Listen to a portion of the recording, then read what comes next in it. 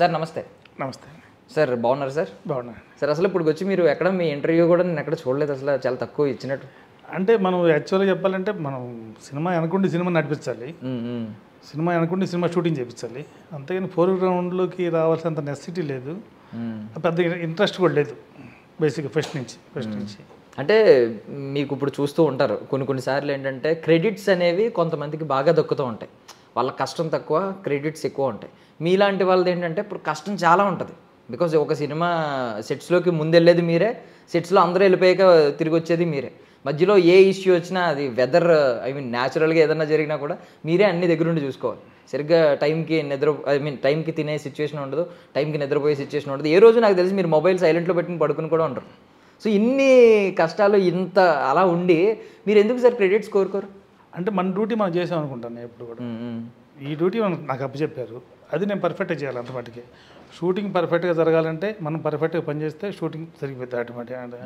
అంతేగాని దానికి ఇప్పుడు నా డ్యూటీ నేను చేసే కదా, ఇప్పుడు నేను అనేవాడిని సరిగ్గా పని చేయకపోతే ఈ షూటింగ్ జరగదు కదా, ఆటోమేటిక్ నాకు క్రెడిట్ వచ్చినట్టే. ఇవాళ షూటింగ్ 7 గంటలకు స్టార్ట్ చేద్దామని చెప్పేసి 7 గంటలకు స్టార్ట్ చేసాము అనుకోండి, అది నా క్రెడిటేగా.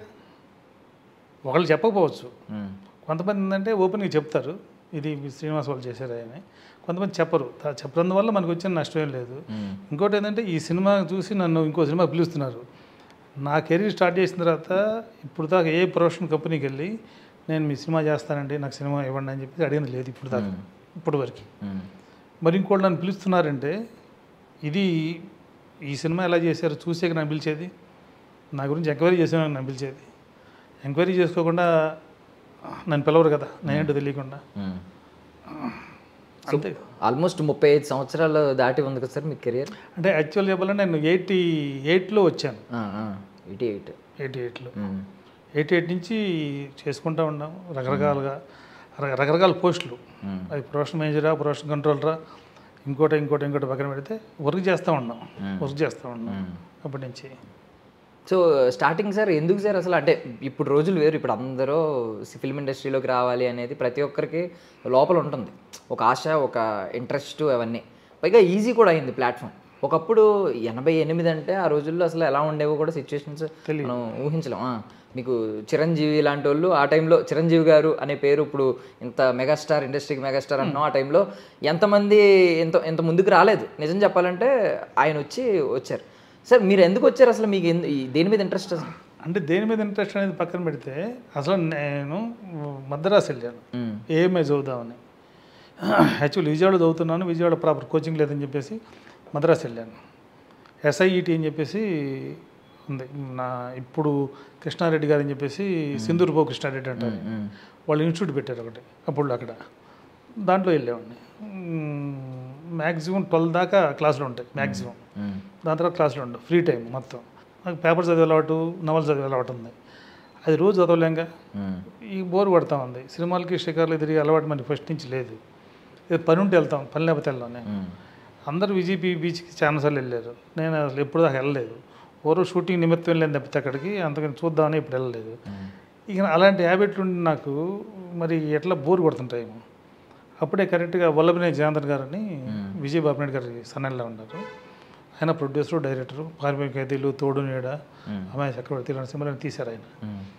ఆయన కొత్త వాళ్ళ కోసం అని చెప్పేసి అభినయ ఆర్టిస్ట్ అకాడమీ అని చెప్పేసి కొత్త అకాడమీ పెట్టారు. దాంట్లో ఒక చోటకు వచ్చేసి నేర్చుకోవాలంటే వాళ్ళకి ఎక్స్పెండిచర్ ఎక్కువైద్దని చెప్పేసి ఆయన ఏం చేశారంటే త్రూ అవుట్ ఏపీలో బ్రాంచ్లు పెట్టేసి అక్కడ ఎవ్రీ సాటర్డే సండే కోచింగ్ ఇచ్చేట్టుగా పెట్టారన్నమాట. పెట్టినప్పుడు సరే అది నేను యాడ్ చూశాను, ఆంధ్రజ్యోతిలోనూ సితార ఎక్కడో చూశాను, నేను ఆంధ్రజ్యోతిలో అనుకుంటా, చూసి వెళ్ళి అక్కడ చాలా తక్కువ ఫీజు కూడా, నామినల్ 250 ఎంత ఉంది ఫీజు, దాంట్లో జాయిన్ అయిపోయాను. ఇక మామూలుగా సాటర్డే సండే వెళ్ళేవాడిని, కోచింగ్ తీసుకున్నాను, అయిపోయింది. కోచింగ్ పీరియడ్ అయిపోయింది. దాని తర్వాత స్టిల్స్ ప్రోగ్రాము, తర్వాత వీడియో ప్రోగ్రామ్ అంతా అయిపోయింది. ఇక వేషాల కోసం తిరగాలి అంతే. అంటే ఇక మనం అన్ఎంప్లాయ్ అయిపోయాం, ట్రైనింగ్ అయిపోయింది, అన్ఎంప్లాయ్ అయిపోయాం అక్కడ. సరే తిరుగుతున్నాము, అసలు ఎలా అప్రోచ్ తెలియట్లేదు. జనార్దన్ గారు రకరకాల ట్రై చేస్తున్నారు. జనార్దన్ గారు ఎంతమంది ట్రై చేస్తారు, దగ్గర 1000-1200 మంది ఉంటారు మెంబర్స్ దాంట్లో, అంటే త్రూ అవుట్ అన్ని బ్రాంచెస్లో. చూశాను, దీనికంటే కూడా ఇలా ఉంటే బెటర్ కదా. అంటే ఐ మీన్ వేషాలు తప్పు అడగడం మాట. కంటే, వేషాలు అడుక్కోవడం కంటే కూడా వేషాలు ఇప్పించే పొజిషన్కి వెళ్తే బెటర్ కదా మనం అని చెప్పేసి అని ఎమ్మటే ఐడియా వచ్చి జనార్దన్ గారి దగ్గరికి వెళ్ళి, సార్ నేను యాక్టింగ్ మానేస్తానండి, మేనేజర్ జాయిన్ అవుతాను మీ దగ్గర అన్నాను. అదేంటి అన్నాడు. అదేంటంటే ఎంతమంది ఉన్నారు వేషాల కోసం తిరిగేవాళ్ళు, వాళ్ళలో నేను కూడా ఉండకుండా అయిపోతాయి కదా, అలా కాకుండా వాళ్ళకి వేషాలు ఇప్పించే పనిలో నేను ఉండా అనుకోండి, కొంచెం వాళ్ళకి నేను హెల్ప్ చేసినట్టు అయింది, ఇక నా కెరీర్ కూడా ఇలా మలుపు తిరిగినట్టు అయింది అని అన్నాను. అంటే సరే అన్నాను. జీతం ఎంత కావాలన్నాను. ఎంత అడగాలో తెలియదు మనకి. నాకెంత మ్యాన్షన్ ఉండేవాళ్ళు ఇప్పుడు, మ్యాన్షన్కి నెలకి 175 రూపాయలు మ్యాన్షన్ ఖర్చు. మ్యాన్షన్ అంటే అది ఈ రూమ్ ఉంటే రూమ్లో 2 బెడ్లు 3 బెడ్లు అట్లా. ఇప్పుడు హాస్టల్స్ లాగా ఇప్పుడు హాస్టల్స్, ఇప్పుడు మనం హాస్టల్ పీజీలు అంటున్నాం కదా, అక్కడ మ్యాన్షన్ అంటారు, అలా ఉండేది. సరే ఇక మీ ఇష్టం అన్నాను. 1000 రూపాయలు ఇస్తా అన్నాడు. 1000 రూపాయలు ఏం చేసుకోవాలి అని ఫీలింగ్ మనకి. 150 దానికి బద్ది, ఇక భోజనానికి దానికి ఇవన్నీ కూడా చాలా మిగులుతుంది అని ఓకే అన్నాను నేను. అలా ఆయన దగ్గర జాయిన్ అయిపోయాను. జాయిన్ అయిపోయి అప్పుడే కేఎస్ విశ్వనాథ్ గారి దగ్గరికి, జంజాల గారి దగ్గరికి, వాళ్ళ దగ్గరికి, డైరెక్టర్లు అందరి దగ్గరికి వెళ్ళి ఈ ప్రమోషన్ యాక్టివిటీస్ చేసేవాళ్ళు అన్నమాట. అలా నాకు ఎంట్రీ అయిపోయింది దీంట్లోకి. అలా చేస్తున్నప్పుడు విజయ్ బాపిరెడ్డి గారు వైజాగ్లో దొంగ కోళ్ళ సినిమా స్టార్ట్ చేశారు. ఇక మన ప్రమోషన్, మన ఆర్టిస్టుల ప్రమోషన్కి దాని తర్వాత ప్రొడక్షన్ కూడా నువ్వు ఉంటే బాగుంటుంది అని అంటే, నేను కాదులేండి అని చెప్పేసి ఇద్దరం వెళ్ళాం, జనార్దన్ గారు నేను. సరే నేను మామూలుగా నా వర్క్ నేను చేసుకునేవాడిని. ఇక అలా ఆ సినిమా అయిపోయింది.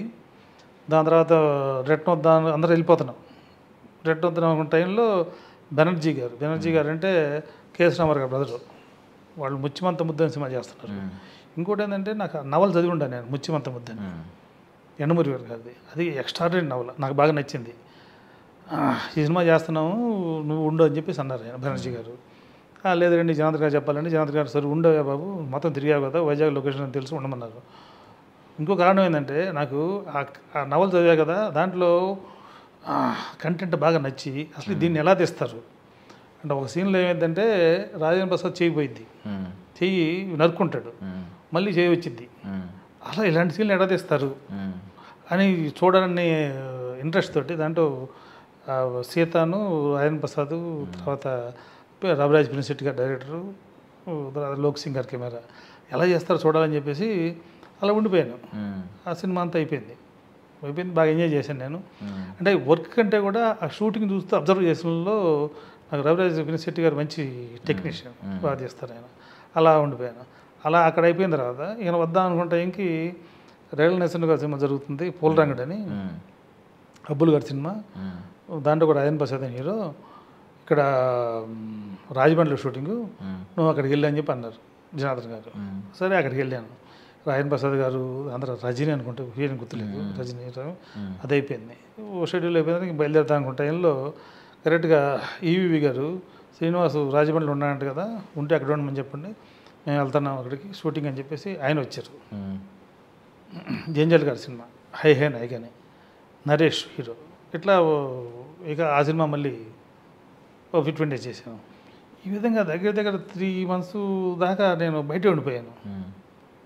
సరే వచ్చేసి మళ్ళీ చెన్నైకి వచ్చిన తర్వాత అప్పుడు వచ్చేసాను, ఇక చదువుకోవాలి నేను. అంటే నాకు సెక్షన్ ఏ అయిపోయింది, ఏఎంఐలో సెక్షన్ బి చదువుకోవాలి. ఇక చదువుకుందాం అని చెప్పేసి బుక్ ఓపెన్ చేస్తే ఎక్స్ప్రెస్ బై హోల్ స్క్వేర్ ఎంత అంటే ఎంత దెబ్బా అని ఆలోచించాల్సిన పొజిషన్ వచ్చింది. అమ్మో ఈ కష్టమైంది, మనం మళ్ళీ ఏబీసీలు నేర్చుకొని చదవాలంటే కష్టమైంది అని చెప్పేసి టోటల్గా పక్కన పెట్టేసి ఈయన దీంట్లోనే దిగిపోయాయి అనమాట. అది నా ప్రస్థానం. బట్ లోపల అనిపిస్తూ ఉంటుంది కదా, అంటే మీరు ఆర్టిస్ట్ అవుదాం అనేది లోపల ఒక కోరిక ఉంది, ఆశ ఉంది. మరి అది ఎప్పుడొకప్పుడు ఉంటుంది కదా సార్, లోపల పొడుస్తూ ఉంటుంది కదా, నేను ఎప్పుడొకప్పుడు ఆర్టిస్ట్ అవ్వాలి మధ్యలో, బికాజ్ మీ సినిమాలన్నీ మీ చేతి మీద వెళ్తూ ఉంటాయి. ఏదో ఒక సినిమాలో నేను కొంచెం మంచి అంటే అట్లా నేను చేసే ప్రతి ఒక్క సినిమాలో కూడా వేషం వచ్చేది నాకు. కానీ అంటే మా ప్రొఫెషన్ అది కాదనుకున్నాం కదా, ఫస్ట్ అది కాదనుకున్నాం, ప్రొఫెషన్ మార్చుకున్నాం. అందుకని నేను వేయనని చెప్పకుండా ఫస్ట్ మా రంగారావు గారు కానీ వాళ్ళు కానీ ఈ వేషం నువ్వే వేయ అనేవాళ్ళు. సరే అనేవాడిని. సరే అని చెప్పేసి ఎవరు ఇంట్రెస్ట్గా తిరుగుతున్నారు వేషాల కోసం అని చెప్పేసి వాళ్ళు పిలిచేవాడిని. నేను పిలిచి వాళ్ళకి వేషం ఇప్పించేవాడిని. లాస్ట్ మినిట్లో ఏంటంటే నాకు కుదిరేట్లేదులేండి, మళ్ళీ ఇబ్బంది అయింది అని చెప్పేసి, ఇదిగోండి ఇతను చేస్తాడు బాగా అని చెప్పేసి అతనికి ఇప్పించేవాడు వేషం. అంతేగాని నేను ఎప్పుడు కూడా చేయలేదు. కాదు అప్పటికి కూడా ఒక 2-3 సినిమాల్లో ఆపద్ధర్మంగా చేయాల్సి వచ్చింది. ఎందుకంటే ఆ టైంకి అనుకున్న ఆర్టిస్ట్ రాక సర్లే అని చెప్పేసి చేసే తప్పితే ఎంతగాని ఇప్పుడు లేదు. ఇంకోటి ఏంటంటే ఇప్పుడు ఈ ఎలక్ట్రానిక్ మీడియా అది స్టార్ట్ అయిన తర్వాత కూడా ఇంటర్వ్యూ వాళ్ళు అడుగుతూ ఉంటే నాకు ఇంట్రెస్ట్ ఉండదు. ఎందుకు చెప్పానంటే నా ఫీలింగ్ ఏంటంటే ఏమో మనం ఇంటర్వ్యూస్ ఇస్తూ అవి మళ్ళీ మనం చూసుకున్న తర్వాత స్క్రీన్ మీద చూసుకున్న తర్వాత మళ్ళీ మనకి డైవర్షన్ వచ్చిద్దామో వద్దు అని చెప్పేసి అని అసలు ఆ జోలికి వెళ్ళకూడదు అనుకొని అది వెళ్ళలేదన్నమాట నేను. అందుకే నేను ఎప్పుడు కూడా ఈ బ్యాక్ ఆఫ్ ది కెమెరా ఉండో తప్పితే ఫోర్గ్రౌండ్లోకి ఎప్పుడు రాలేదు నేను. సో మీరు ముందు నుంచి త్యాగం చేసేద్దాం, త్యాగజీవిగానే బ్రతుకుదాం అని ఫిక్స్ అయిపోయారు మైండ్లో. అంటే వద్దు డైవర్షన్ వద్దు, ఏది ఫిక్స్ అయ్యామో అదే చేసుకుందాం అని చెప్పి. అంతేగా ఎక్కడ అంతే అంతే అంతే సూపర్. దాంట్లో మన సాటిస్ఫాక్షన్ ఉంది. ఇది ఎందుకు ఇంకా సార్ ఇప్పుడు ప్రొడ్యూసర్గా మీరు నంది అవార్డు గెలుచుకున్నారు. ఇప్పుడు మన సినిమాకి 4 అవార్డులు వచ్చినాయి నీకోసం సినిమాకి. బట్ అది కమర్షియల్లీ మిమ్మల్ని కొంచెం నిరాశపరిచిందా సార్? లేదు. అంటే యాక్చువల్గా దానికి చిన్న చెప్తాను. అది వేరే వాడు స్టార్ట్ చేశారు సినిమాని. నేను అంతకుముందు ప్రియమైన శ్రీవారు అనే సినిమాకి నేను ఫైనాన్స్ ఇచ్చాను. ఫైనాన్స్ ఇస్తే అది చాలా ప్రాబ్లమ్స్ వల్ల అది నాకు డబ్బులు సరిగా ఇవ్వలేదు వాళ్ళు. నాకు ఏదో నోట్ రాసి ఇచ్చారు, మరి పలానప్పుడు ఇస్తామని చెప్పేసి. సరే నేను కోర్టు నుంచి స్టే ఆర్డర్ తీసుకొచ్చే సినిమాకి.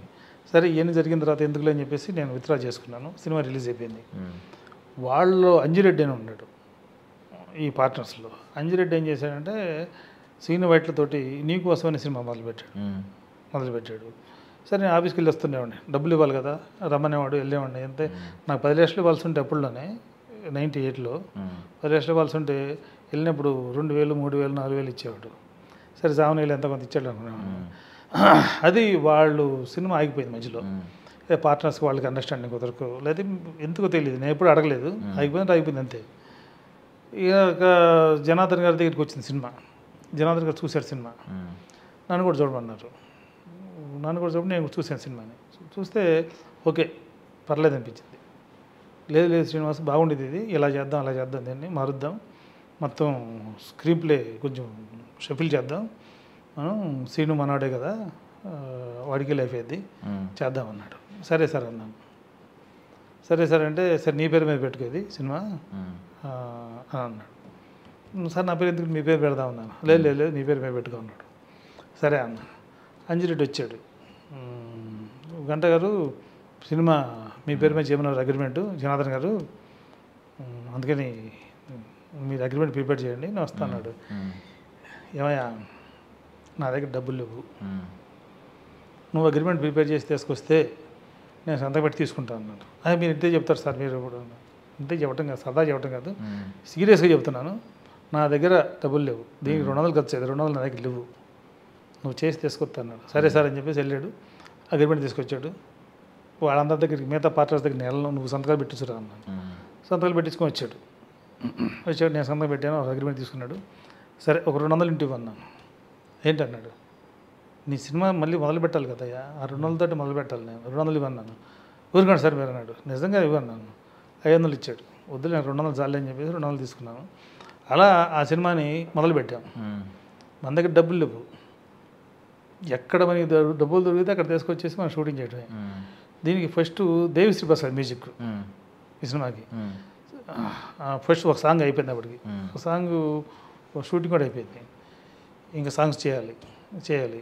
ఇంకా సత్యమూర్తి గారికి ఫోన్ చేశారు జయంత్ గారు, వాళ్ళంతా బాగా ఫ్రెండ్స్. ఫోన్ చేసి అబ్బాయిని వెళ్ళమంటే లైన్లో పిలిచారు. సరే ఓకే వర్త్ఫుల్ 100% వర్త్ఫుల్ క్యాండిడేటే కానీ నో డౌట్ దాంట్లో, కానీ మా బడ్జెట్ అంత లేదు. సరే మన బడ్జెట్కైనా ఆయన కుదరదు అంటున్నాడు. ఎట్లా అనుకుంటే సరే తర్వాత వద్దాలని చెప్పాను నేను. అప్పుడు చంద్రసిద్ధార్థ ఉన్న డైరెక్టర్ ఉన్నాడు కదా, ఆయన వాళ్ళ బ్రదర్ కృష్ణమోహన్ ఉన్నాడు, వాళ్ళు ఒక సాంగ్స్ తీసుకొచ్చి వినిపించారు నాకు. అనిపించింది. బాగుండటం ఒకటి అనేది పక్కన పెడితే మనకి ఏదైతే మన సబ్జెక్ట్ ఉందో దానికి కరెక్ట్ యాప్ట్ ఉంటాయి సినిమా సాంగ్స్.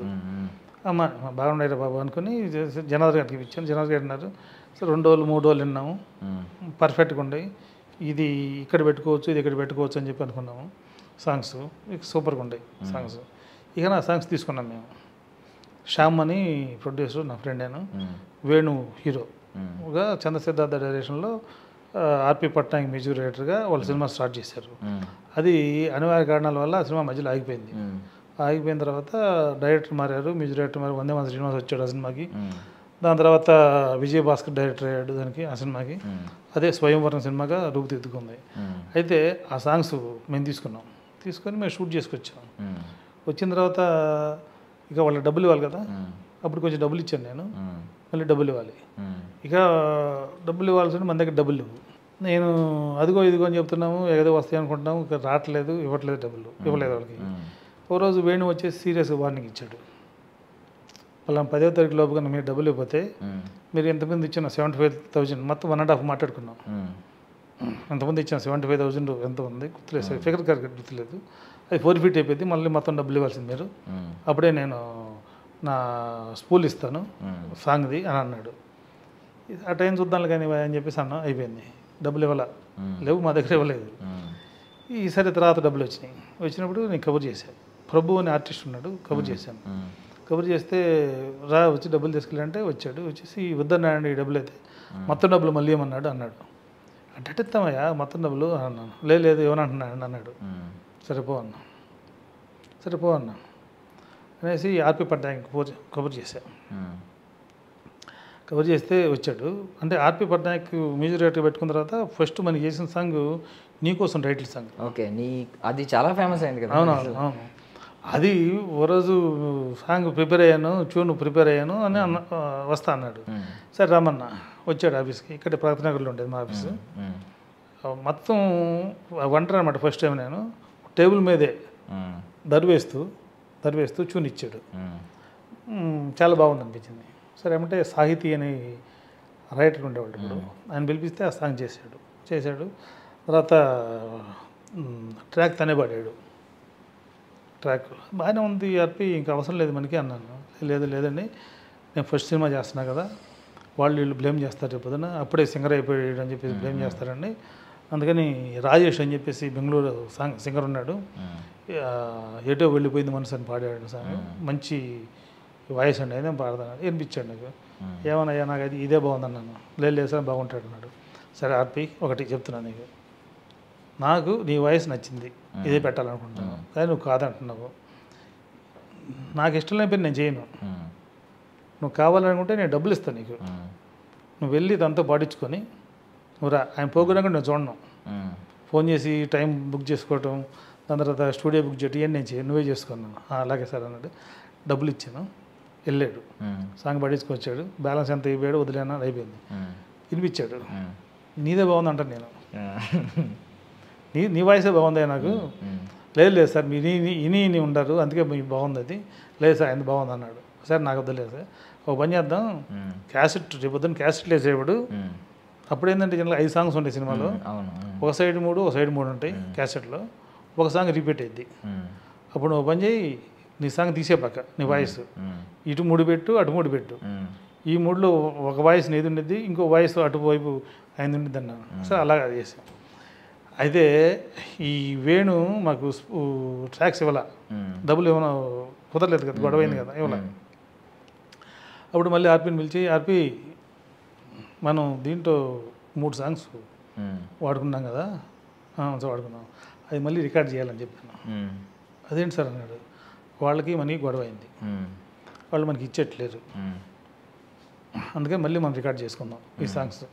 బడ్జెట్ చెప్పన్నా, ఏ బడ్జెట్ చెప్పాడు. సరే ఓకే, నువ్వు ఎవరికి చెప్పొద్దు, నువ్వు నీ పాటికి వెళ్ళి సాంగ్ రికార్డ్ చేయన్నాను. సరే వెళ్ళి ఆయన మళ్ళీ రికార్డ్ చేశారు, సాంగ్ రికార్డ్ చేశారు. కంప్లైంట్ ఇచ్చారు నా మీద ప్రొడ్యూస్ కౌన్సిల్. వాళ్ళ సాంగ్స్ వాడుకుంటున్నారన్నా, డబ్బులు ఇవ్వలేదని. డబ్బులు ఇవ్వలేదు, మా సాంగ్స్ వాడుకున్నారు. సరే రమ్మన్నారు భరద్వాజ గారు. సరే వెళ్ళిన తర్వాత చెప్పాను, ముందు మ్యాటర్ తెలుసు ఆయనకి. సరే ఆ డబ్బులు పెడితే వేణు వద్దన్నాడండి, ఈ డబ్బులు అయితే మొత్తం అంటే వద్దపోతే వెళ్ళిపో అన్నాడు. ఆయన సంగతి తెలుసుగా, భరద్వాజ గారు మాట్లాడతారు, కట్ట తీసుకోండి మాట్లాడతారు, నాంచుడే వారు ఉన్నది ఆయన దగ్గర. వెళ్ళిపోన్నాడు. వెళ్ళిపోయిన తర్వాత మన సాంగ్స్ రికార్డ్ చేసే సంగతి ఎవడే తెలియదు. మనం సాంగ్స్ పలానా రోజు ఆడియో రిలీజ్ చేస్తున్నాం అని చెప్పేసి అనౌన్స్ చేసాం. చేసినప్పుడు వాళ్ళు అనుకుంటున్నారు ఎట్ట చేస్తారు వీళ్ళు, చూద్దాం వీళ్ళు మన సాంగ్స్ ఎలా రిలీజ్ చేస్తారు, అసలు మరి ఎట్ట చేస్తారు, కాపీ తెస్తారు వీళ్ళు. సరే చూద్దాం రా బాబు అని చెప్పేసి మొన్నపాటి మనం ఎస్వి కృష్ణారెడ్డిని వాళ్ళని పిలిచేసి ప్రసాద్ లెవెల్లో రిలీజ్ చేసాం. రిలీజ్ చేసేటప్పుడు మిమ్మల్ని స్టేజ్ మీద పిలిచేసి మీకు సాంగ్ ఇచ్చేసి మీకు క్యాసెట్ ఇచ్చి మీరు దిగటంతో ఆ సాంగ్ని స్క్రీనింగ్ చేసేవాళ్ళం. ఓకే, అప్పుడు వీడియో షూట్ చేసిందంతా స్క్రీనింగ్ చేసేవారండి? వీడియో ఏమి ఉండదు, ఫిల్మే. ఫిల్మ్ స్క్రీన్ చేసి ఓకే ఓకే. ఫిల్మ్ నేను పెట్టిన దగ్గర అంటే ప్రసాద్ లెవెల్లో పెట్టాను. ప్రసాద్ లెవెల్లో డబ్బింగ్ థియేటర్ ఉంది. ఆ రోజు రిక్వెస్ట్ చేసి 2-3 hours కావాలని చెప్పేసి దాంట్లో పెట్టాము. దాంట్లో పెట్టేటప్పుడు వెనకాల ప్రొజెక్టర్ ఉంది, ఆటోమేటిక్గా స్క్రీనింగ్ పడింది కదా, అక్కడే చిన్న స్టేజ్ పెట్టాము, చేసాం అనమాట. అప్పుడులోనే అట్లా చేసాం. అట్లా అది అయిపోయింది. కాపీ వచ్చింది.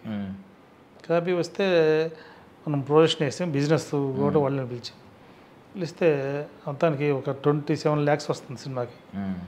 ఇది ఆంధ్ర, సీడెడ్, నైజాం 3 ఏరియాలు కలిపి 27 lakhs వస్తుంది. మనం రిలీజ్ చేయాలంటే ఇంకో 30 lakhs దాకా కావాలి. మన దగ్గర డబ్బులు లేవు. అది పక్కన పెడితే మన అప్పులు తెచ్చాము వాళ్ళ దగ్గర, అవన్నీ కట్టకుండా రిలీజ్ చేయలేము. యాక్చువల్లీ నేను ఇందాక నుంచి ఒక సస్పెన్స్లో ఉన్నాను. ఇందుకే లాస్ట్కి సినిమా ఇప్పుడు యూట్యూబ్లో ఉంది కదండి, ఇందులో ఏ వర్షన్ ఉంచారు? మన ఆర్పి పట్నాయక్ గారు వాయిస్ ఉంచారా, లేదు ఆయన వాయిస్ ఉంచారా? ఇది దీంట్లో సాంగ్ నీకోసం టైటిల్ సాంగ్ రైట్ 2 ఉంటాయి. 2 సినిమాలో వస్తుంది కదా ఒక సాంగ్. సినిమాలో మటుకి రాజేష్దే ఉంది, ఆయన ఉంచారు, రాజేష్ గారు. అంటే ఇది పట్టు పెట్టాడు. మీకు వస్తాయి కదా అప్పుడు, మీకు రివ్యూలు ఇచ్చే వాళ్ళు ఉంటారు కదా, ఇది బాగుంది అది బాగుందని. అప్పుడు ఎంత లేదు, ఇప్పుడు వచ్చింది తప్పితే సోషల్ మీడియా. నార్మల్గా విన్న వాళ్ళు మీకు చెప్తా ఉంటారు కదా సార్, ఈ సాంగ్ బాగుందా ఆ సాంగ్ బాగుందా అని. తేడా తెలియలే, ఎవరికి తెలియలేదు అసలు. తెలియలే అంటే నేను అడిగేవాడిని పర్టికులర్గా, ఈ క్యాసెట్ పెట్టి ఒక సైడ్ నిమిచ్చేసి మళ్ళీ సైడ్ నిమిచ్చి ఇది బాగుంది అదేంటి ఇదేంటి 2 ఒకటే కదా అనేవాళ్ళు. తేడా తెలియదు వాళ్ళకి. అంటే ఫస్ట్ సాంగే లాస్ట్ వచ్చింది మళ్ళీ అనుకునేవారు. అంతే రిపీట్ అయింది అనుకోలేదు తప్పితే అదొక వాయిస్ ఇదొక వాయిస్ అన్న సంగతి చాలా మంది గుర్తుపట్టలేదు. కాబట్టి నేను ఆర్పితో చెప్పాను గట్టిగా, కాదు ఆర్పి కాదు అంటే లేదు బాగోదు సార్ అన్నాడు. తను చెప్పింది కరెక్టే. ఫస్ట్ టైం మ్యూజిక్ చేస్తున్నప్పుడు ఈ సాంగ్ కూడా పాడితే అప్పుడు ఇటు బడా ఎక్కిందిరా ఈ రకరకాల కామెంట్స్ వస్తాయని చెప్పేసి తను భయం పాపం. సో మళ్ళీ నీకోసం సినిమాకి వస్తే సార్, అది రవితేజ గారిని సోలోగా ఇంట్రడ్యూస్ చేసిన సినిమా. ఇప్పుడు ఆయన మాస్ మహారాజా. అంటే మీరు ఆ టైంలో ఏమన్నా గమనించారా సార్, ఈయనకు ఒక పెద్ద జీవితం ఉంది, ఒక పెద్ద స్టార్ అవుతాడు ఫ్యూచర్లో అని ఖచ్చితంగా ఏమన్నా అనిపించిందండి? అంటే జనార్దన్ గారు నేను కూర్చొని ఆ సాంగ్స్, దాని తర్వాత ఆయనకి కొంచెం ఎమోషనల్ సీన్స్ ఉండేవి, చాలా ఎమోషనల్ సీన్స్ ఉండేవి. అవన్నీ చూసిన తర్వాత డెఫినెట్గా, అంటే ఇంత రేంజ్లో అనుకోలేదు కానీ డెఫినెట్గా అతను సక్సెస్ అవుతాడా 100% సక్సెస్ అవుతాడు అనుకున్నాం అప్పుడే. దాని తర్వాత మనం ఆ సినిమాలో గమనించింది మళ్ళీ ఆర్పి పట్నాయక్, తర్వాత సీను వైట్ల, కెమెరామెన్ రాంప్రసాద్ సి రాంప్రసాద్ అని చెప్పేసి మాధవ్ గారు అబ్బాయి. ఇప్పుడు అతనే బాగా పాపులర్ అయ్యాడు, పెద్ద పెద్ద సినిమాలు చేస్తున్నాడు ఆయన రవితేజ, తర్వాత బ్రహ్మాజీ. వీళ్ళు మట్టికి డెఫినెట్గా 100% సక్సెస్ అవుతారు. అంటే ఒక రకంగా ముద్దు తరగా చెప్పాలంటే ఇండస్ట్రీని వెళ్ళేస్తారు అన్న లెవెల్లో మేము అనుకున్నాడు జనార్దన్ గారు. నేను అంటే మహేశ్వరి గారు ఆ టైంకే ఒక మంచి పెద్ద హీరోయిన్ లెక్కిస్తే, అంటే మంచి డిమాండ్ ఉన్న హీరోయిన్, యూత్లో మంచి క్రేజ్ వచ్చింది ఆవిడకి, గులాబీ సినిమా కావచ్చు ఇలాంటివన్నీ వచ్చినాయి. సో ఆవిడ మీరు అనుకుని ఉంటారు, అంటే మంచి పెద్ద ఫామ్లో ఉన్న హీరోయిన్ మన దగ్గరికి వచ్చింది, ఇంకా పెద్ద జీవితం ఉంటుంది, ఇంకే సూపర్ సక్సెస్ అవుతుంది అని అనుకుని ఉంటారు. తర్వాత మీరు అనుకున్నట్టు ఏమన్నా ఎక్కడన్నా డిసప్పాయింట్మెంట్ అని కనిపించిందా కెరియర్ గ్రాఫ్లో మీకు? ఎందుకు సడన్గా ఆగిపోయింది? కొంచెం ఇంకా కొంచెం రీచ్ అయ్యి దానికి ఏంటంటే మెయిన్గా పిఆర్ ప్రాబ్లం.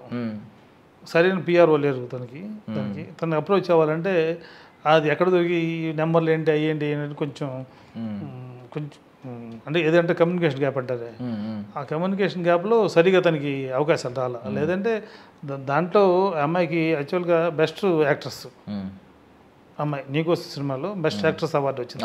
నంది అవార్డు వచ్చింది తనకి బ్రహ్మాండంగా చేసింది. ఇంకోటి ఏంటంటే వీళ్ళెవరు కూడా మనకి ప్రాబ్లమాటిక్ ఆర్టిస్టులు కాదు అసలు. ఇప్పుడు కూడా రవితేజ కావచ్చు, అమ్మాయి మహేశ్వరి కావచ్చు, వీళ్ళెవరు కూడా మనం ఎందుకంటే మనం ఒడిదుడుకులు ఎదుర్కొంటూ వెళ్ళాం కాబట్టి ఎవరికి కూడా సరిగ్గా పేమెంట్స్ కూడా ఇవ్వాల. రవితేజ గారికి అయితే అసలు ఇచ్చాం లేదు కూడా డౌట్, నాకు గుర్తులేదు. ఆయన ఎప్పుడు కూడా డబ్బులు అడిగింది లేదు, ఇంకోటి లేదు పాపం. అంటే ఆయన చాలా పాపం ఎన్నో కష్టాలు ఎదుర్కొని వచ్చి ఇక్కడ బయట తోయించుకుని, ఖడ్గన్ సినిమాలో ఉంటాయి కదా విజువల్స్, సేమ్ అలాంటి లైఫ్ అనుభవించి వచ్చారు ఆయన. పైగా సినిమా ఆగిపోతున్న దశలో మీరు ఎదురయ్యారు కాబట్టి మీరు కొంచెం దేవుడు లెక్క ఆయన. సోలోగా హీరోగా ఇంట్రొడ్యూస్ అవుతున్నప్పుడు మీరు ఆగిపోతున్న పరిస్థితిలో మీరు ఎదురయ్యారు. ఓకే, నా సినిమా గట్టెక్కింది, నాకు డబ్బులు అవసరం లేదని అనుకుంటారు ఖచ్చితంగా. అనుకోండొచ్చు. అంటే ఇప్పుడు మనకి ఉండేది రెస్పాన్సిబిలిటీ. గబుకన్నా ఎంతోటి కొంచెం ఎక్కువసేపు మాట్లాడదాం, బాగా చేశారు అనుకుంటే మళ్ళీ డబ్బులు అడుగుతాడేమో అంతే. ఆయన భయంతో సరిగా ఎక్కువ కూడా మనం ఇది చేసేవాళ్ళం కాదు. అప్పుడు వైజాగ్లో మంచి మంచి లొకేషన్లో చేసాం సాంగ్. అది కృష్ణారెడ్డి గారు మన ఆడియో ఫంక్షన్ అప్పుడు వచ్చి సాంగ్స్ ప్రొజెక్షన్ వేసాం కదా, అది చూసి శ్రీనివాస్ ఎక్కడ చేశారు సాంగ్స్ అన్నారు. ఏ కంట్రీ అన్నారు. వైజాగ్ అండి అన్న. ఊరుకోండి మీరు అన్నీ ఇట్లానే సరదాగా మాట్లాడుతుంటారు, ఒకసారి చెప్పండి నాకు అన్నాడు. ఏమంటే ఆయన రాంప్రసాద్ ఒకసారి కృష్ణారెడ్డి గారు పిలుస్తున్నాడు. అన్నాను మన సాంగ్స్ ఎక్కడ చేసాం అడుగుతున్నాడు ఆయన. అంటే వైజాగ్ అన్నాడు. అరే భలే పెట్టారు లొకేషన్స్, బ్రహ్మాండంగా ఉండే లొకేషన్స్. డబ్బింగ్ చెప్పించడానికి కూడా రవితేజ గారికి కారు పంపించేవాళ్ళం. మా దగ్గర కారు ఉండదు, నాది అప్పుడు చేతక్కు ఉండేది, బజాజ్ చేతక్కు. కానీ రవితేజ గారికి కారు కావాలి కదా పంపిస్తారు డబ్బింగ్కి. సరే నేను నీకు ఫోన్ చేసేవాడిని, ఒక గంట సేపు కారు కావాలని. నువ్వు కారు పంపిస్తావు, రవితేజ గారిని ఎక్కించుకొని ఇక్కడ ఉంటారు, మన బంజారీస్లో ఉంటారు, అక్కడి నుంచి ప్రతాప్ థియేటర్లో డబ్బింగ్ ఎక్కించుకొని వచ్చి దింపేసింది, కారు వెళ్ళిపోయింది. అప్పుడే అడుగుతాను, అండి లంచ్ ఇక్కడ ఉంటారు ఇంటికి వెళ్తారా అన్న. లంచ్కి ఇంటికి వెళ్తానండి, అమ్మాయి అది చేసిందన్న. సరే అన్న, మీ కారు వెళ్ళిపోయింది, నాకు మళ్ళీ కారు కావాలి, ఇంకొక కారు పిలిపిస్తాను. ముందే చెప్తాను ఒక గంట సేపు కావాలంటాను, ఎందుకంటే భోజనం చేసి మళ్ళీ రావాలి కదా, భోజనం చేసి మళ్ళీ వస్తాడు, ప్యాకప్ టైంకి మళ్ళీ కారు కావాలి, ఇంకో కారు. ఇట్లా ఇవాళ వచ్చిన కారు రేపు రాదు, పొద్దున్న వచ్చిన కారు మధ్యాహ్నం రాదు, మధ్యాహ్నం వచ్చిన కారు సాయంత్రం రాదు. ఇట్లా దగ్గర 7-8 కార్లు వాడేవాడిని. అంటే డబ్బున్నోడైతే ఇసిరేస్తాడు సార్, నార్మల్గా మాట్లాడుకుంటే ఒక కారు తీసేసి అవసరం అయితే రెంటల్ పెట్టేసుకుంటాడు ఒక నెల ఎలా. మనం మినిమం బ్యాలెన్స్లో చేయాలంటే, మినిమం అసలు డబ్బులే ఖర్చు అవ్వకుండా చేయాలంటే, నిజం మాట్లాడుకుంటే చాలా టెన్షన్స్ ఉంటాయి కాబట్టి ఈ హ్యాండిల్ అన్నీ చేయగలిగాను. అయిపోయింది. అన్నారు ఏమండి గంట గారు మీకు ఎన్ని కార్లు ఉండి అన్నాడు. ఏముండన్న రోజుకో కారు అవుతుందండి అన్న. చెప్పా ఫ్రెండ్స్కి అండి కార్లు, దీనికి ఎందుకండి మళ్ళీ. అంటే ఏంటంటే మనం మినిమం చేయకపోతే ఇది అంటే జనరల్గా బయట వాళ్ళు ఎలా ఆలోచిస్తారంటే వేరే వాళ్ళు ఇది ఫ్యాషన్ ప్రపంచం అలానే ఉండాలి, హైఫైగా ఉండాలి అనుకుంటారు. నేను వర్క్, ఇది ఫ్యాషన్ ప్రపంచం కాదు, ఇంకోటి కాదు, ఈ వర్క్. నాకు డబ్బింగ్కి రవితేజ గారు రావాలి, దానికి నేను కారు పంపించాలి, నా కారు ఇంకో కారు సంబంధం లేదు. అంత బట్టి చూస్తే అరే నేను కారు పెట్టుకోకపోతే రవితేజ గారు ఫీల్ అవుతారేమో, వీళ్ళేంటి మరి ఇంత పీనాస్థానంగా ఉండి అనుకుంటారేమో అనుకోని నాకు వచ్చే నష్టం లేదు. ఆయన అట్ట అనుకోలేదు, కానీ ఆయన సరదాగా అన్నాడు, ఏంటండి ఈ రోజు ఒక కారు వస్తుంది, పూటకు ఒక కారు వచ్చింది ఏంటండి అని అన్నారు. అట్లా దాన్ని మనం కంప్లీట్ చేసేవాళ్ళు అనమాట. అదంతా కూడా తర్వాత తలుచుకుంటే అరే ఇలా అటు చేసాం మనం చిచి అనిపించింది. ఆయన కూడా రవితేజ గారు కూడా అసలు వర్క్ హాలిక్, ఆయన చాలా కష్టపడ్డాడు. కష్టం పడుతున్నా ఫీలింగ్ ఎవరికి చూపించరు. మంచి మనిషి. ఇప్పుడు మాట్లాడాలి, ఇప్పుడు కలవాలి అనుకుంటే రవితేజ గారిని కలిసే అంత స్పేస్ ఉందా సార్? ఐ మీన్ మీరు డిస్టర్బెన్స్ ఏం లేదు, వెంటనే ఇప్పుడు మాట్లాడాలనుకున్నా కలవాలి అనుకున్నా కలిసేయగలరు అంటే అంత యాక్సెస్ ఉందండి? అప్పుడు ఆయన ఏమైనా అందుబాటులో ఉండట్లేదా కొంచెం? అట్లేం లేదు. అంటే యాక్చువల్గా ఏంటంటే ఒకళ్ళిద్దరు వచ్చేసి మేము సినిమా చేద్దాం రవితేజ గారితో, మీరు వెళ్తే డేట్లు ఇస్తారు కదా అన్నాడు. అట్లేం లేదయా, ఇప్పుడు 4 సినిమాలు ఉంటే దాంట్లో ఒకటి అయింది తప్పితే ఆప్షన్ మనకి ఇస్తారు తప్పితే, అంతేగాని మిగతా 50 నాకు ఇవ్వాలంత నెసెసిటీ ఏం లేదు అక్కడ, అది కూడా కరెక్ట్ కాదు అంటే. లేదు నేను ఒకటి చెప్పాను, ఒక కన్సెషన్ ఏమి తీసుకోవచ్చేమో వెళ్ళిన తర్వాత. అంటే సరే మేము డబ్బులు పెడతాం, మీరు వెళ్ళండి ముందుకి అని అన్నారు. సరే ఒకసారి వెళ్ళా రవితేజ గారి దగ్గరికి, వెళ్ళి ఎప్పటిదాకా అడగలేదు నేను సినిమా చేయమని. వెళ్ళి అడిగా, రాజా దగ్గర షూటింగ్ జరుగుతున్నప్పుడు దిల్ రాజు గారికి వెళ్ళి అడిగితే ఓకే చేస్తాను డైరెక్టర్ ఎవరు అన్నాడు. సరే ఇది చెప్పాను. అయినా వాళ్ళు కాదులేండి ఇంకోళ్ళు చేద్దాం అన్నాడు. సరే ఓకే మీరు చెప్పండి, మీరు ఎవరు చెప్తే వాళ్ళతో నేను మాట్లాడతాను, లేదా నేను చెప్తానంటే కొంచెం టైం ఉండకన్నాను. సరే అన్నాడు. ఇది చూస్తే వెనక చూస్తే నా వాళ్ళు లేరు, డబ్బులు పెడతాం వచ్చినట్టు లేరు. నేను అడిగాను ఏంటంటే లేదండి పలానా దాంట్లో లాస్ అయింది, టైం పట్టిద్ది అన్నారు. మాట పోయింది మీ మాట, ఇప్పుడు వెళ్ళి అడిగింది అని చెప్పేసి మళ్ళీ వెళ్ళటం అనేసాను. ఆయన మనం వెళ్తే మాట్లాడతాడు, బాగానే రెస్పెక్ట్ ఇస్తాడు. మ్యాక్సిమం నేను కూడా ఇది విన్నాను సార్. అంటే ఇప్పుడు ఎక్కువగా ఈ ప్రొడక్షన్ మేనేజర్లు, ఈ ఎగ్జిక్యూటివ్ ప్రొడ్యూసర్లు ఇలా పేర్లు ఉంటాయి కాబట్టి వీళ్ళందరూ కూడా సినిమా అయిపోయిన తర్వాత చాలా పేమెంట్లు వాళ్ళకి పెండింగ్ ఉండిపోతాయి, కొన్ని రావు కొన్ని సినిమాలకి అని చెప్పి. ఈ వాస్తవమేనా సార్? వాస్తవమే. చాలా సినిమాలకు మీకు రానే సినిమాలు ఉన్నాయండి, డబ్బులు ఫుల్గా పేమెంట్ ఇవ్వండి. మరి మీరు అడగరా అండి నెక్స్ట్? మరి ఇప్పుడు కనిపిస్తుంది ఆయన దగ్గర లేవని, ఇంకేముంటుంది సార్? ఇప్పుడు పెట్టాడండి, నేను 1 కోటి రూపాయలు పెట్టి సినిమా తీశాను సార్, నాకు ఒక 25 కోట్లు వచ్చినాయండి. 25% అదే 25 రెట్లు ఎక్కువ వచ్చింది. మీకు ఏమైనా ఎక్స్ట్రా పేమెంట్ ఇస్తానా? మీకు రాసుకున్న అగ్రిమెంట్లో రాసుకున్న పేమెంట్ ఇస్తాను కదా. మరి మీరు అలాంటప్పుడు వాళ్ళకి లాభాలు వచ్చినప్పుడు మీకు ఏమి ఇవ్వట్లేదు, నష్టాలు వచ్చినప్పుడు మీరు ఎందుకు ఆలోచిస్తున్నారు? ఆలోచించడం అంటే ఒకటి చెప్తా మీకు. నా కెరీర్లో కలకోట శ్రీనివాసరెడ్డి అని ఒక ప్రొడ్యూసర్ ఉన్నారు. ఆలీబాబా అద్భుతమని తీశాడు ఆయన సినిమా అంతా షూటింగ్ అయిపోయింది, డబ్బింగ్ చెప్పించాలి. డబ్బింగ్ ఎప్పుడు నేను తనని అడిగాను, ఏమండి రేపు నుంచి డబ్బింగ్ చెప్పించాలి. డబ్బింగ్ అంటే ఏంటి అన్నాడు.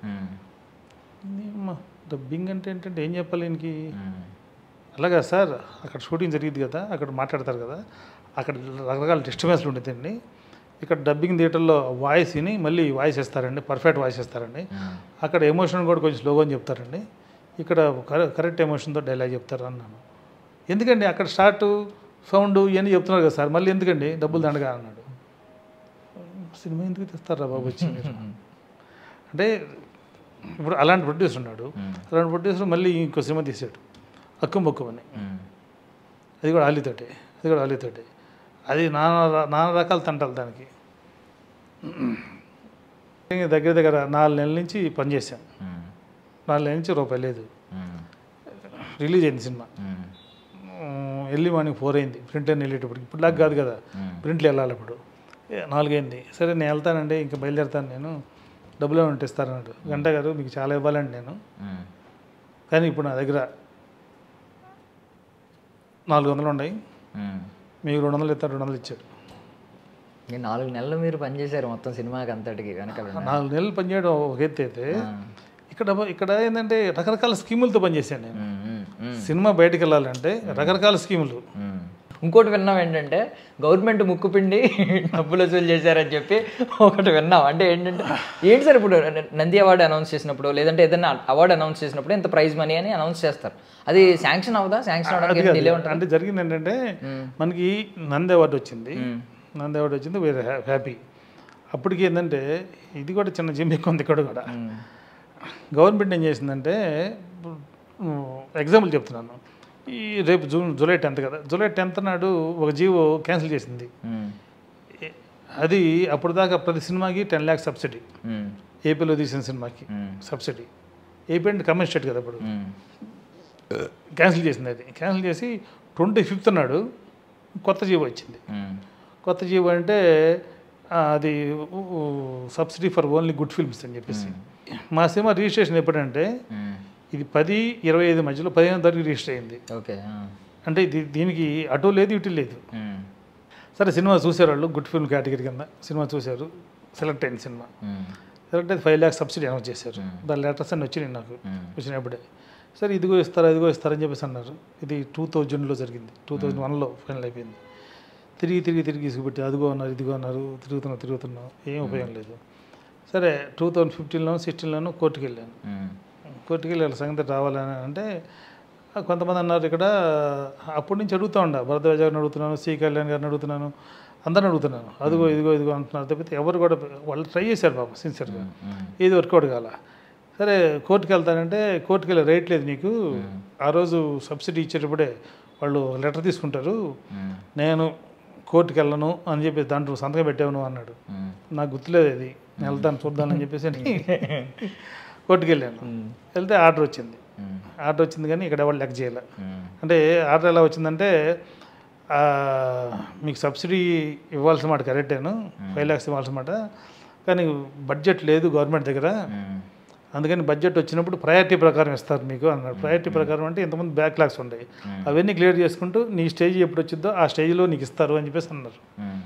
అదేం ఉపయోగం లేదు, ఇచ్చాను తప్పితే ఏం ఉపయోగం లేదు. సరే వెయిట్ చేసి మళ్ళీ 2021లో 20 ఏళ్ళు అయిపోయిందండి. తర్వాత ఎంత 21లో 20 ఏళ్ళు దానికోసం 20 ఏళ్ళు వెయిట్ చేశారు మీరు. ఆ, 21లో 22లో మళ్ళీ కోర్టుకు వెళ్ళాను. ఆ, ఆ. అప్పుడు లాయర్ గారికి చెప్పాను, ఇట్లా వద్దండి, కన్ఫ్యూజ్గా వద్దండి. ఇప్పుడు ఒకటి ఏంటంటే మనకి జరిగిన లాస్ట్ టైం అవటం వల్ల గవర్నమెంట్ ఒప్పుకుంది నీకు డబ్బులు ఇవ్వాలని. గవర్నమెంట్ ఒప్పుకుంది నీకు డబ్బులు ఇవ్వాలని, నాకు డబ్బులు ఇవ్వాలని. దాన్ని బేస్ చేసుకొని మనం వెళ్దాం. ఇప్పుడు స్టెప్ మారిపోయింది. ఇప్పుడు వెళ్దాం. ఇప్పుడు బైఫర్కేషన్ అయిపోయింది కాబట్టి మళ్ళీ కానీ అప్పుడు 2021లో 5 లక్షలు అంటే ఇప్పుడు ఎంత చెల్లుద్దండి? మరి ఇప్పుడు ఎంత ఇచ్చారు? ఇప్పుడు అదే 5 ఇచ్చారు. నేను అడిగాను లాయర్ గారిని, 2001లో 5 లక్షలు, 2021కి 5 లక్షలు ఏంటంటే? అదే నేను లాయర్ గారిని అడిగాను, ఏమంటే ఇట్లా కొంచెం మనం ఇంట్రెస్ట్ అయితే చేసి అడుగుదామంటే జడ్జి గారిని అడిగాడు. ఆయన అడిగితే ముందు ఇది తీసుకోండి సార్, తర్వాత చూద్దాం అని అన్నాడు ఆయన, జడ్జి కూడా. సరే, ఇప్పుడు లేఖలో అయితే అలా రాశారు, లెటర్లో అయితే ఏమని, ఇప్పుడు ఇలాంటి వాటి వల్లే నేను మళ్ళీ ప్రొడక్షన్ మేనేజర్ కింద చేసుకుంటున్నాను, నాకు మోటివేషన్ లేక నేను సినిమాలు ఇంకా ఆపేసాను ప్రొడ్యూసర్గా అని చెప్పి. అసలు కారణం ఏం చెప్తారు? అసలు ప్రొడ్యూసర్గా ఇంకా ముందుకు వెళ్ళకపోవడానికి కారణం, నీకోసం తర్వాత ఇంకా సినిమాలు సోలో ప్రొడ్యూసర్గా తీయకపోవడానికి కారణం? అంటే యాక్చువల్ సోలో ప్రొడ్యూసర్గా తీయలేదు, కానీ నేను మధ్యలో టార్గెట్ అనే సినిమా చేశాను మొహమ్మద్ ఖాన్ తోటి. అది మా సి కళ్యాణ్ గారు బాగా హెల్ప్ చేశారు సినిమాకి. ఆ సినిమా సరిగా ఇదవ్వలేదు. సరే ఎందుకు రా బాబు ఓవర్గా అని చెప్పేసి, ఇప్పుడు మనకి నీకోసం సినిమా అయిపోయిన తర్వాత మన భాస్కర్ పట్ల రవి ఉన్నారు కదా, మన ఇప్పుడు పెద్ద రైటరు, ఆయన సితార్లో పనిచేసేవాడు. సితార్లో ఆయన మీ ఇంటర్వ్యూ కావాలని వచ్చారు. వస్తే ఎల్వై నా ఇంటర్వ్యూ రాస్తారు, నువ్వేదో ఫ్రెండ్షిప్గా నువ్వు వచ్చావు తప్పితే నా ఇంటర్వ్యూ ఏదంటే లేదు మేనేజ్మెంట్కి పంపించిందని అన్నారు. సరే రండి అన్న. వచ్చాడు. తర్వాత అడిగారు, మీకు ఇంతమంది ప్రొడక్షన్ మేనేజర్ చేశారు కదా, ఇప్పుడు ప్రొడ్యూసర్గా చేశారు కదా, దానికి నీ తేడా ఏంటని. పెద్ద తేడా ఏం లేదు, దాని డబ్బులు తీసుకు పని చేసాను, దీన్ని డబ్బులు పెట్టి పని చేశాను, ఏదైనా పని ఒకటే నాకు చేశాను అన్నాను. తర్వాత మీకు ఫస్ట్ సినిమాకి నంది అవార్డు వచ్చింది కదా, మీరు ఎలా ఫీల్ అవుతున్నారంటే, ఫస్ట్ సినిమాకి నంది అవార్డు రావడం పెద్ద గొప్పగా ఫీల్ అవ్వట్లేదు నేను, నా సినిమా రామోజీరావు గారు కొన్నారు నా సినిమాని, అది గొప్పగా ఫీల్ అవుతున్నాను నేను. ఎందుకు? నేను సితార్ నుంచి వచ్చాను కాబట్టి చెప్తున్నారు మీరు అన్నాడు. సితార్ నుంచి కాదు, నువ్వు ఏ తార్ నుంచి వచ్చినా సరే నేను చెప్పేవాడిని ఇదేను. రిజల్ట్ గుడ్ వచ్చింది, కానీ ఇంత అవసరమా మనకి? అంత కష్టపడాల్సినంత అవసరం ఉందా మనకి? అన్ని జిమిక్కులుగా ఆలోచించేసి మనం చేయాల్సినంత అవసరం ఉందా అని చెప్పేసి అనిపించేసి, సరే ఓకే అంటే మనం సినిమా తీయాలి అనే ఉద్దేశంతో మనం ఇప్పుడు ట్రావెల్ అవ్వలేదు. అలా ట్రావెలింగ్లో ఏదన్నా వస్తే ప్రాజెక్ట్ అయితే చేయటం తప్పితే వద్దనుకున్నాను. అప్పుడు యాక్చువల్గా ఆ టార్గెట్ అయిపోతున్న టైంలో గోల్డ్ మీన్స్ టెలిఫిల్మ్స్ అని చెప్పేసి బాంబే వాళ్ళు నా దగ్గరికి వచ్చారు. వచ్చేసి ఇట్లా మేము తెలుగు సినిమాలను హిందీ డబ్బింగ్ చేస్తామని, తెలుగు సినిమాలు మీకు సర్కిల్ ఉంది కదా, ఎవరు చెప్పారు మనకు తెలియదు, సర్కిల్ ఉంది కదా మీరు మాకు హెల్ప్ చేయండి అని అన్నాడు. అని చెప్పిన కండిషన్స్ ఒకటే, వాళ్ళకి సిన్సియర్గా ప్రొఫెషనల్గా చేద్దామంటే చేస్తా అన్నాను. సో వాళ్ళు చేస్తా అన్నారు. అలా ఇక దిల్ రాజు గారు కావచ్చు, ఇక్కడ ప్రొడ్యూసర్ దత్ గారు కావచ్చు, భోగల్ ప్రసాద్ గారు కావచ్చు, మైత్రి మూవీస్, అందరి సినిమాలు కూడా నేనే తీసుకునేవాడిని హిందీ డబ్బింగ్కి. అలా ఒక ఆ ప్రస్థానం మొత్తం ఒక 16 దాకా 16 అంతే 17 దాకా అసలు ఖాళీ ఉండేది కాదు. ఇక్కడ చెన్నైలో పెద్ద పెద్ద సినిమాలన్నీ కూడా మేమే తీసుకునేవాళ్ళమే. దాను వారి సినిమాలు కానీ అందరి శివజ్యోతి కానీ ఏదైనా అన్ని సినిమాలు కూడా మనమే తీసుకున్నాం. దాంతో అసలు మనకి ఆ తీరిక లేదు. ఇప్పుడు ఎలా ఉంది సార్? ఇప్పుడు అంటే మరి పాన్ ఇండియా మార్కెట్ వచ్చింది, ఎవరైతే అనౌన్స్ చేస్తున్నారో వాళ్ళే మల్టిపుల్ లాంగ్వేజెస్లో రిలీజ్ చేస్తున్నారు. సో ఆ మార్కెట్ క్లోజ్ అయింది. ఇంకోటి ఏంటంటే ప్రొడక్షన్ మేనేజర్గా కూడా ఇప్పుడు యంగ్స్టర్స్ పోటీ పడుతూ ఉంటారు. ఎవరికి వాళ్ళు సరే నేను చేస్తాను అని చెప్పి ఆఫీసులో చుట్టూ తిరుగుతారు. మీకున్న లెగసీ, మీకున్న ఒక పేరు మర్యాదలో వేరు. ఇప్పుడు కుర్ర వాళ్ళందరూ వచ్చేస్తున్నారు, నా ఏజ్ వాళ్ళు, నాకంటే చిన్న ఏజ్ వాళ్ళు. సో ఇప్పుడు ఎలా ఉంది సార్ అసలు మీరు సినిమాలు, ఇప్పుడు రానున్న సినిమాలు కావచ్చు, మీ వర్క్ ఎలా ఉంది సార్? ఇప్పుడు ఏంటంటే నేను ఒక ఓటీటీకి ఏదైనా చేద్దామని చెప్పేసి ఒక సీరియల్ కూడా చేస్తున్నాం వాళ్ళతో కలిసి. జీ తెలుగులో వస్తుంది, అది చామంతి అని చేస్తున్నాను. ఇప్పుడు ఓటీటీకి ఏదైనా చేద్దామని చెప్పి పెద్ద లెవెల్లో చేద్దామని చెప్పి ప్రయత్నం చేస్తున్నాను. అది చూద్దాం. ఓకే సార్, ఒకటి విన్నాను నేను, అంటే మీకు ఉండే కష్టాలు ఏంటంటే బేసికల్లీ కొంచెం ఈగో ఉండకూడదు. మీ పొజిషన్లో ఉన్న వాళ్ళకి ఈగో ఉందంటే సెట్స్ ఖచ్చితంగా ప్రశాంతంగా ఉండదు, మధ్యలో షూటింగ్ ఆగిపోయే సందర్భాలు ఎక్కువ ఉంటాయి. సో మీరు ఈగోలెస్గా పనిచేస్తారు. ఇంకోటి ఏంటంటే మీరు ఎక్కడ కోరుకోరు, క్రెడిట్స్ కూడా కోరుకోరు, మొత్తం ఇంత తలా ఉంటారు. ఇంకొకటి ఏంటంటే ఫ్యామిలీ టైం ఇవ్వడానికి అస్సలు కుదరదు, ఎందుకంటే ముందెళ్ళేది మీరే, లాస్ట్ వచ్చేది మీరే అందరికంటే. సో ఈ టైంలో మీరు ఒకటి విన్నాను నేను మీ గురించి, మీ అమ్మాయి గురించి, చిన్నప్పుడు మీ పాప ఏంటి సార్ అది అందరిపై ఏంటి? అంటే ఏంటంటే అప్పుడులో అమ్మాయి పుట్టింది, దాని తర్వాత నేను బాగా బిజీగా ఉన్నాను. బిజీ అంటే ఒక సినిమా బిజీ కాదు, ఎట్ టైం 2 సినిమాలు అట్లా ఉండేవి, చేస్తున్నాను ప్రొఫెషన్. సరే మన సినిమాలు చేయలేకొని వదిలేసేవాళ్ళం. ఆ పీరియడ్లో నైట్ ఇంటికి వెళ్ళేటప్పటికి 11 అయింది. ఇక్కడే గప్పని ఏదో తినేస్తాం, వెళ్ళిపోతాం, పండుకుంటాము. పొద్దున్నే ఒకటి 4:30కి డ్రైవర్ వస్తాడు. ఇక 4:30 లేచి రెడీ అయిపోయి వచ్చేయటం, ఇట్లా జరుగుతుండేది. ఆ జరుగుతున్న పీరియడ్లో సడన్గా మనకి అప్పటిదాకా మనకి హాలిడే లేదు, చెన్నైలో ఉండేది హాలిడే. సెకండ్ సండే హాలిడే పెట్టారు అక్కడ, సెకండ్ సండే. అది ఇంప్లిమెంటేషన్కి వచ్చింది. వచ్చినప్పుడు ఏంటంటే నేను నైట్ లేట్ అయిపోయింది, వచ్చి పండుకున్నాను.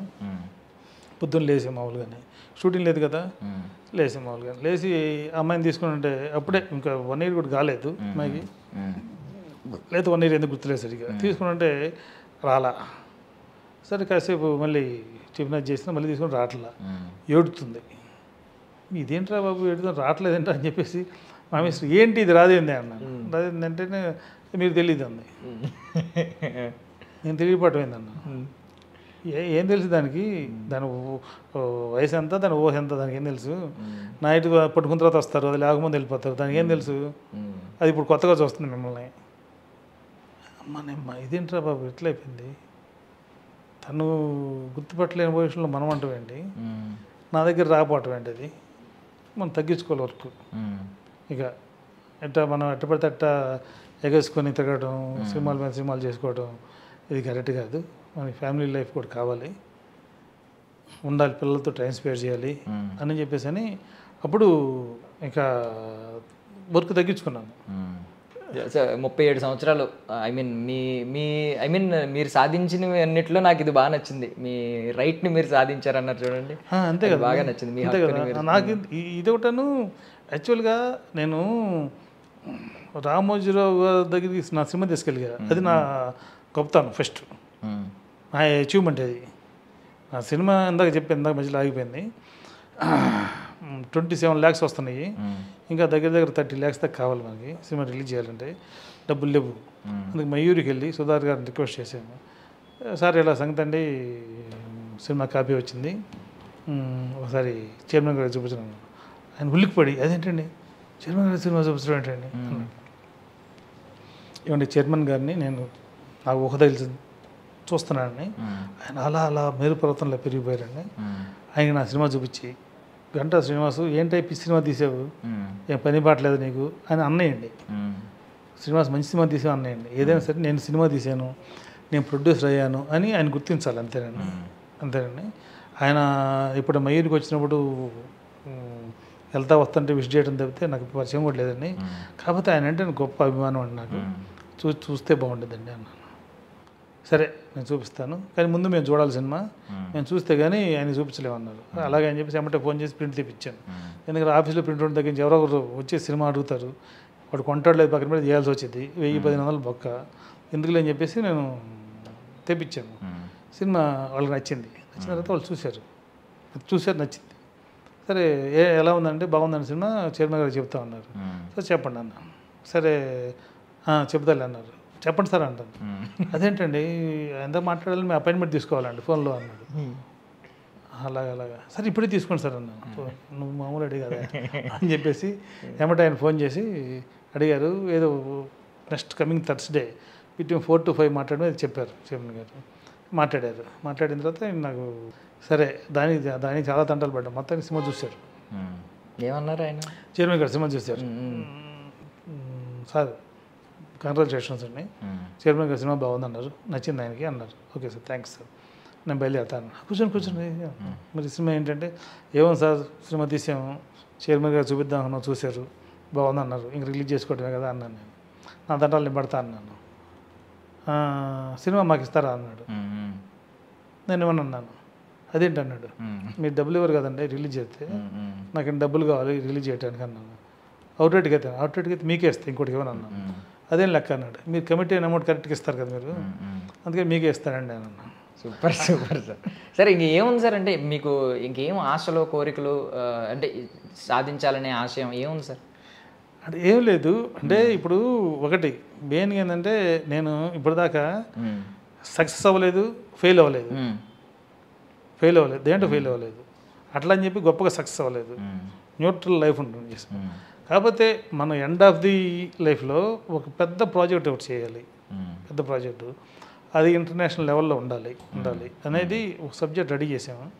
ఒక బయోపిక్, అందరూ ఒక నెగిటివ్ అనుకుంటున్న పర్సన్ బయోపిక్ అది. హిట్లర్ అండి? హిట్లరా సార్? అంటే లైవ్లో ఉన్నాడు ఆయన. ఓకే, ఉన్నారు. ఓకే, ఉన్నారు. ఆయన ట్రై చేస్తున్నాము, లెటర్స్ పంపించాం, ఇంకా రెస్పాన్స్ రాలేదు. చెప్పొచ్చు సార్ పేరు? ఇంకా వద్దంటారు? చెప్పొచ్చు, ఏముంది, విజయ్ మాల్యా. ఓ ఓకే ఓకే, ఇంట్రెస్టింగ్ పేరు. విజయ్ మాల్యా గారిది బయోపిక్ మొత్తం సబ్జెక్ట్ రెడీ చేసాము. ఎక్కడి నుంచి రైట్ ఫ్రమ్ వాళ్ళ తాతగారి దగ్గర నుంచి, వాళ్ళ తాతగారు ఫ్రీడమ్ అంటే బ్రిటిష్ వాళ్ళ దగ్గర ఫ్రీడమ్ ఫైటర్, బ్రిటిష్ వాళ్ళ దగ్గర డాక్టర్. ఓకే, అప్పుడులోనే కలకట్టాలో ఉండేవాళ్ళు అనమాట. అక్కడి నుంచి వాళ్ళ తాతగారి దగ్గర నుంచి మొత్తం తీసుకొని మొత్తం రెడీ చేసాం, సబ్జెక్ట్ రెడీ చేసాం. కాకపోతే ఆయన పర్మిషన్ కావాలి కదా, ఆయన పర్మిషన్ కోసం ట్రై చేస్తున్నాం. ఏం చెప్తారు సార్ ఆయన జీవితం గురించి? మీరేం చెప్తారంటే చాలామంది నెగిటివ్గా అని మీరే అన్నారు. ఇప్పుడు మొన్న ఇంటర్వ్యూ తర్వాత కొంచెం పాజిటివ్గా మాట్లాడిన వాళ్ళు కూడా ఉన్నారు. అంటే ఏమైందంటే ఇప్పుడు మనకి తెలిసిన నేను కూడా ఆడియన్స్లో ఒకనే కదా, మనకి తెలిసిన విజయ్ మాల్యా వేరు, మనకి తెలియని విజయ్ మాల్యా వేరు. మనకి తన గురించి చాలామందికి తెలియదు. మనం ఎంతసేపటికి ఆ ఫ్యాషన్గా ఆ గర్ల్స్ తోటి అటాటా ఎంజాయ్ చేస్తుంటాడు లైఫ్, ఇదే తెలుసు తప్పితే దానికి ఒక స్ట్రాటజీ ఉండేది. ఇప్పుడు నేనే నా సినిమా రిలీజ్ చేయడానికి ఎలాంటి స్ట్రాటజీ ప్లే చేశాను, ఆయన ప్రోడక్ట్ని సేల్ చేయడానికి స్ట్రాటజీ ప్లే చేశాను. ఇప్పుడు ఆయన చేసిన దాకా అంతకుముందు ఎవరు ఏ ప్రోడక్ట్ చేసినా సరే కంపల్సరీగా ఒక మోడల్ కావాలి, ఒక బ్రాండ్ అంబాసిడర్ కావాలి అని చెప్పేసి చేసుకుంటూ ఉంటారు. ఫస్ట్ టైం ఆయన ప్రోడక్ట్కి ఆయనే మోడల్, ఆయనే బ్రాండ్ అంబాసిడర్. ఆయన ఇప్పుడు గ్లాస్ పెట్టుకుంటారు కదా, ఏంటంటే నా బిజినెస్ అదే కదా, ఆయన బిజినెస్ డ్రింకే కదా, మరి గ్లాస్ ఉండాల్సిందే కదా ఇన్స్పైర్ కావాలంటే, అంతే కదా.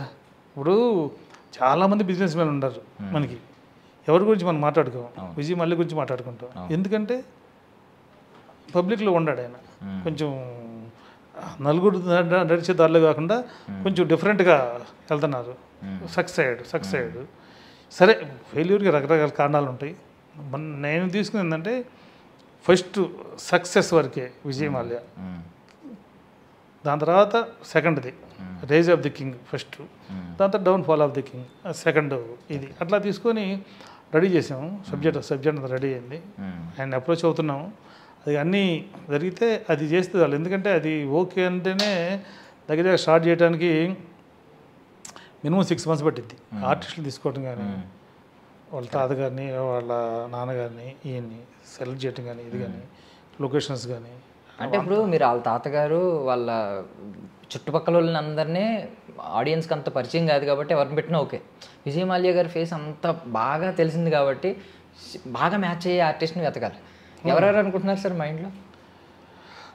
అంటే రకరకాల అనుకుంటున్నాము. అరవింద్ స్వామి ఉన్నారు కదా, అరవింద్ స్వామి ఇప్పుడు మొన్న జయలలిత గారి బయోపిక్ చేశారు కదా, దాంట్లో అరవింద్ స్వామి ఈ వేషం వేశారు కదా, అది చాలాసేపు చూస్తే తప్పితే గుర్తురాడు, ఓ అరవింద్ స్వామి అని చెప్పేసి. అంటే అలా మోల్డ్, అంటే ఇప్పుడు ఆర్టిస్టులు అందరూ ఆర్టిస్టులే, కానీ అలా మోల్డ్ అయ్యే ఆర్టిస్ట్ ఎవరు ఉన్నారు మనకి, ఫిజిక్ కానీ ఇది కానీ అట్లా ఉండరు, 2-3 ఉండరు ఇంకా ఆలోచనలో. అంటే ఫస్ట్ ఆయన దగ్గర నుంచి గ్రీన్ సైకిల్ వస్తే ఇంకా ముందుకు వెళ్దామని అని చెప్పేసి మనం ట్రై చేస్తున్నాం. అట్లనే ఆయన కోసమే కపిల్ దేవ్ని కలిసాము, కపిల్ దేవ్ వాళ్ళ ఫ్రెండ్ అంటే కలిసాము. ఆ టైంలో వర్కౌట్ కాలేదు, సో ముందు సబ్జెక్ట్ చేద్దామని చెప్పి సబ్జెక్ట్ అంతా రెడీ చేసాము. ఇది మన ఇక అంటే ఇది దాని తర్వాత అది స్టార్ట్ చేస్తే కనీసం 2 ఏళ్ళు పట్టిద్ది. సినిమా అనుకుంటున్నారు సార్? కాదు వెబ్ సిరీస్ సేమ్ స్కామ్ 1992 అని హర్షిత్ మెహతా అదే సేమ్. ఇది స్కామ్ కాదు, స్కీమ్. లేదు, ఆయన లైఫ్ బిగినింగ్లో వెరీ వెరీ గుడ్ అనమాట. దాని తర్వాత ఈ ఏలియన్ స్టార్ట్ చేసినప్పుడే కొంచెం సెట్ బ్యాక్ అయింది తప్పితే, అంతేగాని ఆయన basically is not fraud person. So వస్తే 2 సీజన్లు వస్తాయి, rise of the king, downfall of the king. అంతే, రెండు. అంటే మనం ఏం చేసామంటే రైజ్ ఆఫ్ ది కింగ్నే మనం తీసుకున్నాం, డౌన్ఫాల్ ఆఫ్ ది కింగ్ ఆయనతో డిస్కస్ చేయకుండా మన మార్కెట్లో దొరికే బ్యాడ్ దీన్ని తీసుకొని మనం చేయలేం కదా. ఇప్పుడు ప్రతి చోట కూడా 2 ఉంటాయి, హెడ్ అండ్ టైల్. మనం కాయిన్ 1 సైడ్ చూసాం, అదర్ సైడ్ మనం చూడాలంటే ఆయనతో డిస్కస్ చేస్తే కదా ఏది ఎందుకు జరిగింది అనేది. అందరూ పారిపోయారు అంటున్నారు ఆయన పారిపోలా, ఊరు వెళ్ళారు, వేరే కంట్రీకి వెళ్ళారు. వెళ్ళేటప్పటికి ఇక్కడ రకరకాలుగా పబ్లిసిటీ వచ్చేసింది, పారిపోయాడు ఇంకెందుకు అని చెప్పేసి అటు వెళ్ళిపోయి అక్కడ ఉండిపోయాడు చెప్తున్నమాట. అట్లా రకరకాల జరుగుతుండేది. అంటే other side of the coin ఏంటో తెలుసుకుంటే కదా. కరెక్ట్. ఎందుకంటే దాంట్లో ఆయన లైఫ్లో ఇప్పుడు యూత్కి కావాల్సిన ఇన్స్పైర్ అయ్యే బిజినెస్ ట్రిక్స్, ఇన్స్పిరేషన్స్ చాలా ఉండేది దాంట్లో ఆయన లైఫ్లో. అవి యూత్కి బిజినెస్ చేసే వాళ్ళకి కావచ్చు, ఇంకోళ్ళు కావచ్చు, అందరికీ ఉపయోగపడింది. మనం అక్కడ జరిగిన బ్యాడ్ తీసుకోకుండా గుడ్ తీసుకుంటే మనకి చాలా తెలుసుకోవచ్చు. అందుకని అది ఒకటి అనుకున్నాను అంతే. Super sir, super. అది త్వరగా రావాలని మేము కూడా మనస్ఫూర్తిగా కోరుకుంటున్నాం. Thank you so much sir, మీ విలువైన సమయాన్ని ఇచ్చారు. Thank you. I wish you all success sir. Thank you sir. That's all for now. This is Darshan signing of.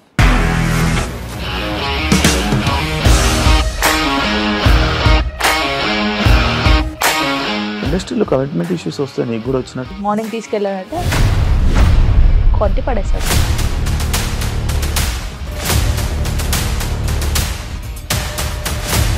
ఒక్కళ్ళు కూడా చూడలేదు ఈ సినిమా అని చెప్పడానికి కూడా చాలా ధైర్యం కావాలి. అది నిజం కదా, దాంట్లో ధైర్యం ఏంటి? ఇది నెక్స్ట్ డే ప్లేట్ మార్చేస్తే తప్పు కదా. As of now we are comfortable this అని నేను అనుకుంటున్నాను. రష్మిక గారిది మీది ఒకే ఊరు అంట కదా.